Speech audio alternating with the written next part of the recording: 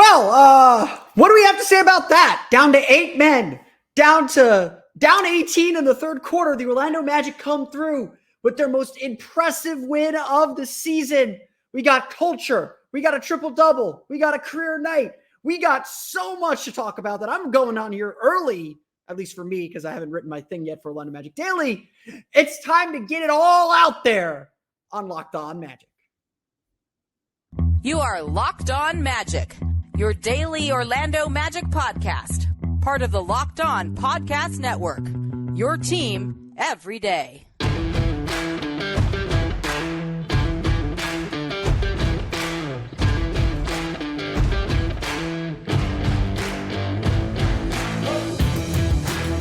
And you are indeed Locked On Magic. Today is January 6th, 2024. My name is Philip Rossman-Reich. I'm the expert insight editor over at OrlandoMagicDaily.com. Of course, follow me on Twitter at PhilipRR_OMD.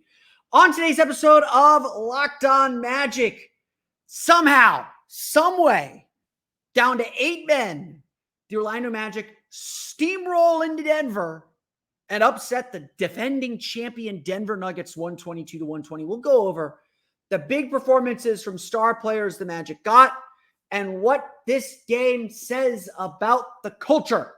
We'll get to all that coming up here in just a moment. First, we want to thank you again for making Locked On Magic part of your day every day, no matter when you listen to us, whether it's first thing in the morning, whether it's right when we upload. We truly appreciate you making Locked On Magic part of your day every day. Remember, there's a great Locked On podcast covering every single team in the NBA.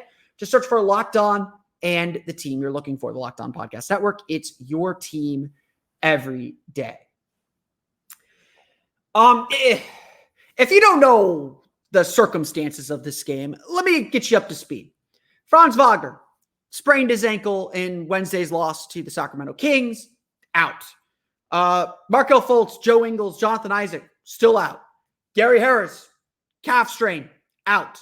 Wendell Carter, right knee tendonitis, was questionable for the game, out. Goga Bitadze got sick, out. Anthony Black, also sick, tried to play, got through 4 minutes of the game, looked over at the coach and said, I don't have it tonight. He was out for the rest of the game. The Orlando Magic entered the game with 9 available players. They played the game with the minimum 8. Not minimum. We have to start the game with 8, but they played the game with 8 players. And, yes, Denver was on a back-to-back, but that is a tall task. At the altitude especially. It is a hard thing to do. And, we talked about this after the Magic lost to the Kings on Wednesday in the double overtime game against the Kings on Wednesday, about how your culture, who you are as a team, as an organization, is tested in these moments. Everything that you are about as a team is tested when you face adversity. And I know I have sat here in this chair and told you all in training camp, every player on this roster is going to contribute something at some point this season. 82 games is a long time. Very, very few players make it the full 82 games. It's hard. It's hard.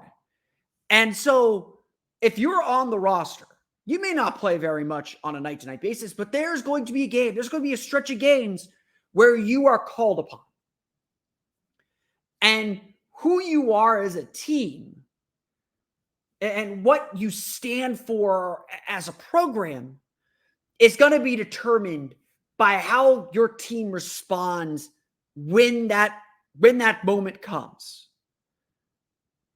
And so these last 2 games, Sacramento and Denver, were really about this team's culture and what they're growing. But look, the place we have to start is at the top, because as much as all that stuff is nice, and Chuma KK making some big plays, Trevelyan Queen finishing the game, Admiral Schofield doing his best, all that stuff is great. All that stuff is important. But at the end of the day, you go as far as your best players. And if you want to know what leadership looks like, if you want to know what it means to lead a team. It comes with your best players understanding the situation and understanding what's called of them. Look, Paolo Banchero has been putting up insane numbers through December. Since December 1st, I think he's averaging 26 points per game, close to 27 points per game.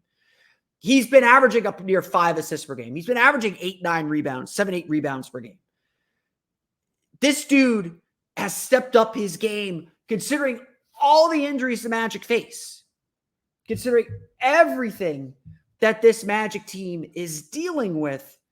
He's increased the scoring. He's done all the things that his team needed him to do. So what do you ask a 21-year-old second-year player to do when you're down to 8 men? I mean, I think I jokingly said during the second quarter, the third quarter of the game Wednesday, that Paolo might have to drop 50 for the Magic to win this thing. And obviously what he did Wednesday night in a double overtime loss to the Kings, he scored 43, career high, and scored 18 straight points for the Magic in the fourth quarter in overtime. I know the Magic kind of, that was a back and forth game. Like, he made some big shots and some big plays throughout the course of that game. Unbelievable effort from Paolo. The Magic needed him to do that again. and to ask a player to enter a game saying, hey, we're going to need 50 from you tonight. We're going to need 40. 50's asking a lot. We're going to need 40 from you. There are only so many players that can do that. And so the Magic entered this game knowing they were down to 9 men, probably going to be 8 men. I think they understood that Anthony Black probably wasn't going to make it, but they tried anyway because they needed it. They needed something. He was willing to try. He tried. He didn't make it far. They knew they needed another big game from Paolo Banchero. And so what does he do? He delivers his first career triple-double, had it by the end of the third quarter. Delivers 32 points, 10 rebounds, 11 assists. Yeah, he shot only 8 of 21. He got to his spots, and Denver was throwing double and triple teams at him. And he just kept making the right pass and the right play and kept pacing himself. Like, honestly, what I was as impressed with as anything was he never felt like he was in overdrive until the last minutes of the fourth quarter. And that's when he really started to force action and force contact. And yeah, he had 19 free throws in the game. He was willing to get downhill and be the engine for this team. When they needed a bucket, he was going to score. He was going to score, but otherwise he was going to try and make the right play. Feed the pocket pass to Mo Wagner to kick out to Cole Anthony for 3.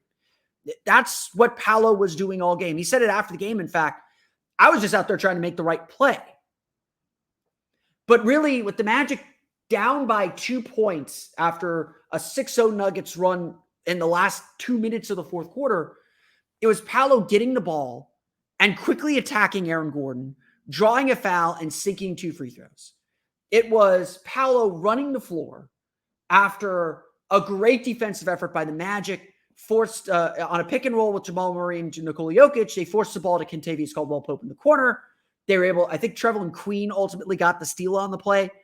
They knocked it away. Mo Wagner picks it up at midcourt. He takes 2 long strides, drops it off to Paolo. Paolo gets the foul, makes 2 free throws with 6 seconds left to win the game. And then the Magic played hair on fire defense to close the game out and force a bad miss force a wild miss from Jamal Murray to clinch this one 122-120. See the score over there. Paolo was asked to carry everything. And they mentioned this on the broadcast a million times. Like, the burden that he is carrying is immeasurable because every team is sending double and triple teams his way. Every team is putting their full attention on him, and he's beating it.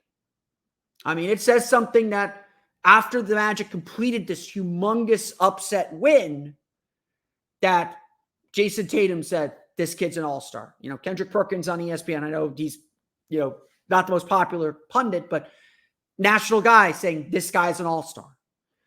We talk in college football about players having their Heisman moment, having a Heisman play, having that highlight reel that says, okay, this award is wrapped up. This was a Paolo All-Star game, just like Wednesday was, because the Magic needed their star to carry them. And yeah, like everyone contributed. We're going to get to them in a minute. They needed their star to carry them. And Paolo carried them. Paolo did everything, soaked up all the attention, played 41 minutes on the last night of a road trip in altitude in Denver, just did whatever his team needed him to do.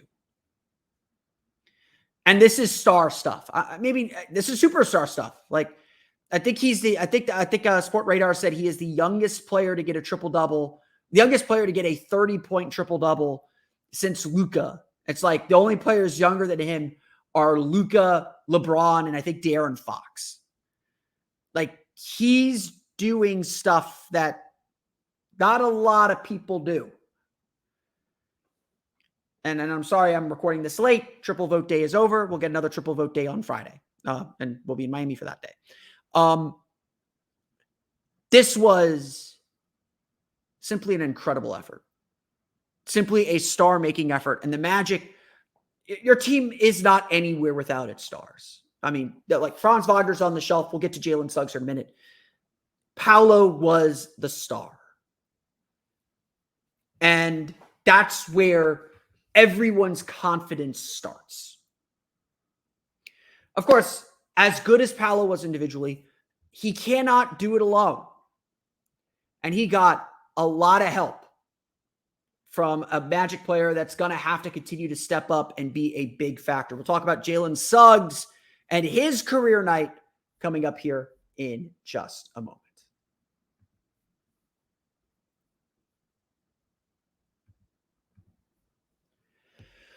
Don't forget, you can check out the Locked On Podcast Network's 24/7 streaming channel on YouTube. The Locked On Sports Today streaming channel has you covered with all the latest sports stories from local experts like me, as well as the national shows here on the Locked On Podcast Network.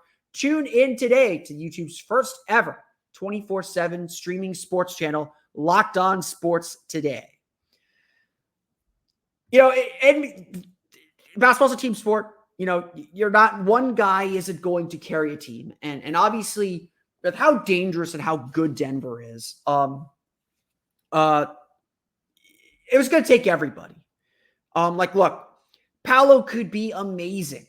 I mean, Joel Embiid, Philadelphia, I think, got beat by, 20, 25 points tonight. Joel Embiid still scored 30. You can have a strong individual game and not, make an impact on winning. And look, I'm not here to say that Embiid had an empty 30. You got to put the points up. At the end of the day, we're still kind of in this stage with Paolo where he is learning what a good shot is, learning, when to seek his own, he's learning a lot of things about stardom, and it has its ups and downs, obviously. But Paolo wasn't going to be able to win this game by himself. There's just no way that he was going to be able to kind of put this game away. And there's just no way. Like, he needed support. And he got it, really, from the opening tip. It was clear that the Magic's two best players on this team, with this group, with this 8-man group, were here to play. And we got to give a special recognition and a special shout out to Jalen Suggs. At this point, Jalen Suggs kind of sets the culture for this team. Like, if you want a vibe check, if you want to know what the temperature of this team is, it's all in Jalen Suggs. That's putting a lot on him, but that dude is the heartbeat of this team. Seriously, I know I've said this a million times, but he is the literal heartbeat of this team. They go how he goes. And if he is thumping and bumping, this team's tough to beat. When he is struggling and a little bit down, they're a little vulnerable. They're a little weak. Tonight, Jalen Suggs was on his game, on both ends of the floor, to be perfectly honest, with some incredible stops, incredible defensive efforts on Jamal Murray at the end of the game. Like, there was one play with about 2.5, maybe minute and a half left in the game. Suggs just, they say when you're trying to work around screens, you want to get skinny. Because if you get skinny, you can get past that gap that, because no one runs off screens perfectly. There's always going to be a little bit of a gap for you to shoot through. And so I remember when I was growing up, when I was learning how to play defense at a higher level, which I didn't execute well, but I understand the concept. It was always get skinny, and actually a skill for a defender is to have broad shoulders, but be able to get really tight, to be able to get around those screens and be in front of your man. Suggs had 2 or 3 times where they tried running this just back and forth pick and rolls with Jokic just to try and create some separation. And Suggs just ate it up, just completely shot the gap. And just, he's an unreal defender. And we know that. And he obviously made big defensive plays down the stretch. Jamal Murray had 20 points, 9 for 23 shooting, missed all 6 of his 3-pointers, did have 7 rebounds, did have 9 assists. So again, not, this was a crazy game. Both teams shot really, really well. But Suggs had a career offensive game, and it's always been his offense that's had to catch up. Scored a career high 27 points, 9 for 15 shooting, 7 for 9 from beyond the arc. Just, he was dialed in from 3. He was feeling it from 3. And considering that he also had a really strong shooting game, I think he made 6 threes in Wednesday's game. All of a sudden, he's shooting 37, 38, almost 39% from 3 for the season. And, Suggs, again, like I said, Suggs is the heartbeat of this team. And he talked very openly and candidly about that after the game. He said that, he's been kind of battling some mental health, just confidence and, issues that we all battle with. We do the BetterHelp reads. Again, go check out BetterHelp if you feel like you need therapy, you feel like if you need someone to talk to, it's all good. Jalen Suggs has found a lot of confidence and a lot of peace through his faith. I'm sure he's had someone that he's talked to as well. But he noted, the last couple of weeks he was feeling a little down on himself, and you could see that a little bit in his play. And so obviously your first thing is to say, take care of you as a person, Jalen. Jalen, I know I tell myself this a lot. It's something that I think we all struggle with sometimes because a lot of us want to be people pleasers. We want to do things for other people. Sometimes we do forget ourselves. So sometimes you just got to do something to take care of you. I take a theme park day every month to just kind of reset myself and take a day for me, just to have a little fun. That's okay. It's okay to take a day for you. It's okay to take some time for you. And, go, if you haven't, Magic PR, twitter.com/magic_PR. They usually post all the post-game press conferences. Go listen to what Jalen Suggs had to say. Obviously, we've been following him all year. He has had such a refreshed outlook on life. I think in the article in the interview he did last week with David Aldridge, he spoke about how this summer he's done a couple of interviews. He did an interview with Michael Pina of The Ringer, I believe. He's spoken a lot about how this summer he kind of took a break from basketball a little bit. He kind of got away from basketball, just had to kind of reset himself and find himself.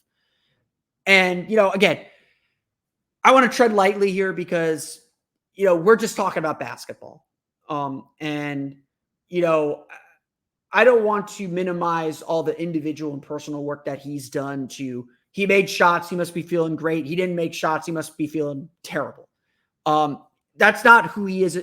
He's made this point. Basketball is what he does. It's not who he is. And understanding that is certainly a very mature and professional thing for him to do. And honestly, that's going to make him a better basketball player. It's going to make him a better person. We all know he's a great person, but keeping that in perspective is going to help him kind of wash away some things. But he's admitted in the past that he has succumbed to the pressure, that he has succumbed to the expectations everyone put on him and failing to meet those expectations at times. That is certainly part of his story and part of, why he struggled the first 2 years. Again, it's hard. This is a hard business. It is a very public business. It is unfair to put this on 19 to 20-year-olds who are still growing up and developing. It it's an impossible thing to ask of people. And so you can do nothing but tip your hat and give credit to Jalen Suggs as a person for doing the individual work to find peace with himself. And it's obviously, to his admission, and it's important to remember this too, it's always a process. It's always a struggle. It's always something you're working on. God knows I struggle through that. I'm sure you do too, in your own ways. And it's different for everybody. You can give advice, but it's something an individual has to kind of come to grips with. And, again, Suggs has obviously done a lot of work. And he's done a lot of work on himself, and he's done a lot of work on the court.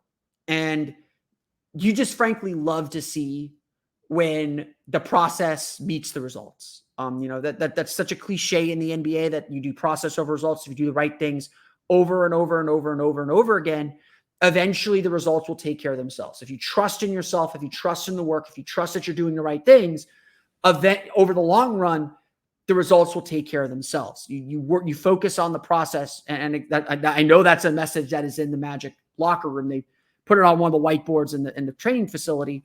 Sorry, just kicked my table. It's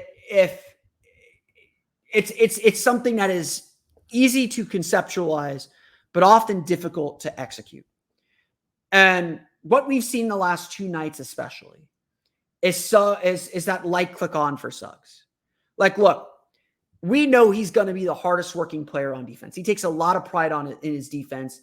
He busts his butt. Matt Moore, he contributor to Locked On Nuggets, covers the team out in Denver, was really praising Jalen Suggs so much, saying that he should be in your defensive player of the year running. And I think every Magic fan would agree with that, that he should be, that he has played that well. And I think he's still got to, defensive player of the year is such a reputation-based award. All defensive teams are such a reputation-based award. Suggs may not make it this year, even if he deserves it, but he'll start, especially when we get to the playoffs, he'll start building that reputation as that kind of a player. And then the awards will come. Again, process over results. Do the work, and everyone will start to notice you. That's a difficult thing for a young person to grasp, especially. Suggs has been building toward nights like these. We believe that he can be this kind of player. We believed it on draft night. It maybe took a little while for him to realize what it was going to take to be this player. And obviously, right now, and I think this is the bigger picture and the bigger point of all this. Right now, with the Magic down so many players, they're asking so many individuals to step up. They're asking so many players to rise to the occasion. They have to. For the team, they have to. And tonight, and they need Suggs right now to be the second scorer. They need him to give a player like Paolo Banchero the support. Are they going to get 59? Are they going to get 60 points from Paolo and Suggs every night? No, that's not sustainable. There are a lot of things the Magic have to do better. Unlike Wednesday's game, I'm not going to harp on those. Wednesday, they played with their hair on fire, played an incredible effort. I was too hard on them after Wednesday's game for the things that they weren't able to accomplish. I was more upset they didn't get the win because the wins matter. The standings are tight. The Magic did what they had to do. They knew they weren't going to be perfect, and they played hard anyway. And honestly, that's the overall message of these last two nights. We're not going to go over the box score. Well, we'll get to some numbers here in a minute, but we're not going to go over the box score. We're going to talk instead about what these two games mean for the culture. For as buzzy of a word that is, it's time to reset what this culture is about and why these last two games exemplified it. We'll get to that coming up here in just a moment.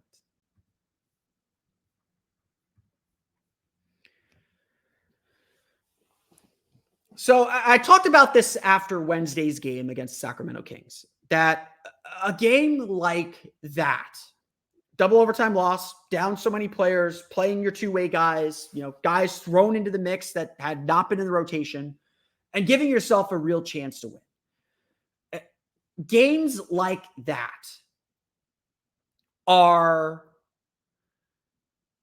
those are the games that show you what your team is about.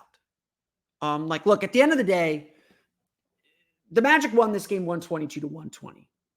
Even if they lost, the effort they displayed means something. Wins and losses sometimes are just coin flips. Like Cole Anthony had 2 threes to make it a 5-point game, 2 wide open threes, great ball movement, some of the best threes that they shot all game long, and missed them. And Denver came back, missed on one end. Denver came back, scored twice, once to tie the game, once to take the lead by 2. The game very easily could have ended because the Magic missed 2 good looks, and you just have to live with it. And so again, this is very much a process over results thing. With so many guys down, you have to find your way. You have to find who you are. The Bally Sports Florida broadcast, Bo Outlaw said, in a game like this, just keep things simple. At a game like this, you strip yourself down to your core. At the end of the day, what are you as a team about? You may not execute it perfectly. You may have some really bad moments. But when you're facing this kind of adversity, when you're struggling like this, what are you going to stand for? Like, what are you going to be about? What are you going to lean on? I know I say this a million times when I describe the regular season. The regular season has its ups and downs. I mean, the Magic, for a second straight game, shot 47.2% from floor. They were 17 for 36 from 3. Cole Anthony was 3 for 8. Caleb Houston, 2 for 5. Paolo, 1 for 4. Mo Wagner, 2 for 4. Jalen Suggs, 7 for 9. Perhaps being down so many players ratcheted up the focus a little bit. The Magic, again, I think settled for threes a little too much. They got outscored in the paint 66-38, which is not usually a formula for the Magic to win, but they got to the line 34 times. That is. So again, they swapped out the paint for the threes. They got to the foul line. They limited offensive rebounds. They, had 15 turnovers for 24 points. It was a weird game again. But at the end of the day, the Magic had to figure out these last 2 games. Who are they? When you strip down everything about this team, when you're playing that random game on a Tuesday in January, it's January, it's the dog days of the season right now. What are you going to be about? What are you going to, what are you going to do? How are you going to compete? And that was the core of this game. That was the core of these last 2 games because the Magic showed us who they are. The Magic did not relent. They may not have been perfect. They may have turned the ball over. They may have missed shots. They may have missed some rotations. They may have had no one to defend Nikola Jokic for long stretches. But they didn't relent. They didn't quit. They kept grinding. They kept pulling forward. And if there is a reason why I am very optimistic still about this team, despite going 5-10, I think, in their last 15 games entering this one, despite dropping down in the standings, despite how difficult this January looks, this team's gonna fight. This team is not going to quit. It is not going to stop. They're going to work hard. They're going to outwork you. They're going to find a way. Cole Anthony had 18 of his 23 points in the second half. Mo Wagner had 19 going up against Jokic. Did not back down 1 inch. Trevelin Queen had 5 points, 5 rebounds. Used all 4 of his fouls. 2 steals and a block. Just pure effort at seemingly every moment. That's who this team is. And look, Dan Savage of OrlandoMagic.com asked, just kind of laid it all out. Last game of a road trip, down to 8 men, on and on and on and on. All the excuses the Magic could have used to used in this game, to excuse this game, to say, we didn't have it. Playing the Nuggets, playing the champions. Last game of a road trip, we're going home. We don't have our guys. They could have all used that excuse. And it would have been okay. I was at halftime, I'll admit, team was kind of hanging around, but that early third quarter run, they push it out to 18. I was just like, It's just not their night. Wednesday they had it. Tonight, like the effort's there. I could see the effort. I could acknowledge the effort. They just didn't have it. They didn't let that be an excuse. And at its core, and this is going to be the ultimate lesson that hopefully this team internalizes and understands moving forward through the next 47 games, 49 games, however many it is, 48 games, however many it is at its core, this team does not give up the fight. This team is going to work, is going to out-hustle, is going to just grind you down. They may not be perfect. God knows they aren't perfect. But they're going to keep at it. And they're going to bet, and this is the ultimate bet that the Magic have made this season, that, well, yes, you're going to try hard too, you aren't going to out-compete and outwork this team. And that is half, and in the regular season at least, that is half the battle. If anything, these last 2 games have hardened this team's culture, have confirmed that what this team is doing is working, is the path they should be on, is something to commit and buy into. And honestly, this was a bad road trip. 1-3 on this road trip, a chance to win all 4 games. Double overtime in Sacramento, a late lead in Phoenix, late lead in Golden State. They had a chance to win all 4 games. They dropped those first 3, had to gut out a win to close it. I mean, they went 3-1 on the first West Coast road trip. They went 1-3. But honestly, we feel just as good coming out of this 1-3 road trip as we did that 3-1 road trip, because just like that 3-1 road trip, we have an understanding of what success looks like for this team and what's going to make this team successful. And if the team internalizes that, buys into that, the wins are going to start piling up again. And the Magic are going to be very well positioned for what is a very, very tight playoff race. There were no excuses Friday night in Denver. And that's why the Magic ultimately won. I want to thank you all again for listening to today's episode of Locked On Magic. Of course, follow me on Twitter at @PhilipRR_OMD. Subscribe to the podcast and Apple Podcasts, Stitcher, TuneIn, Himalaya, Google Play, Spotify, Odyssey, and all of them we sell podcasts to your podcast enabled device. You can also check us out on YouTube if you're not already at youtube.com/@LockedOnMagic for all the goodies. You can see my smiling face, my fancy Magic hat, my podcasting sweater, all that good stuff, my little bears in the back, and my other Magic memorabilia. You can check that out at youtube.com/@LockedOnMagic. For latest on the Orlando Magic, be sure to check out OrlandoMagicDaily.com. You can follow us there on Twitter @OMagicDaily. And of course, be sure to check out my Patreon page, the Orlando Magic Hub, at patreon.com/OrlandoMagicHub. And of course, thank you all once again for your support. Don't forget to check out the Locked On Podcast Network's new 24/7 streaming channel on YouTube. It's the first ever 24/7 sports streaming channel on YouTube, if my copy is correct. You can check that out wherever. You can check that out on YouTube. Hear from the local experts like me, as well as our national shows for the latest around the sports world, whether it's NBA, NFL, NHL, MLB, college, and more. Check it out today on YouTube. Just search for Locked On Sports Today. That's going to do it for me, though. I want to thank you all again for listening to today's episode of Locked On Magic. We'll be back on Sunday night, Monday morning to recap the Magic's game against the Atlanta Hawks. Until then, for Orlando Magic Daily and Locked On Magic, this has been Philip Rossman-Reich. We'll see you all again next time for another episode of Locked On Magic.